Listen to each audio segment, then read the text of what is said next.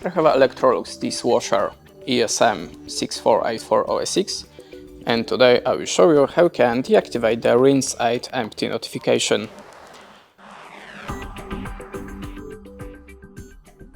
So, in the first step, open the user mode, so hold these two buttons for a few seconds in the echo mode. The indicator are lightning, so we are in the user mode. Now press the start button.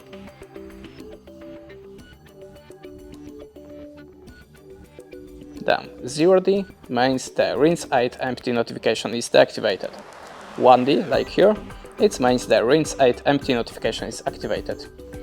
To manage this function, click on the play button, and as you can see, now we can manage the notifications about the rinse aid. After that, just wait or click on the power button to save the settings. And that's it. Thanks for watching, leave us a like or a comment, and goodbye.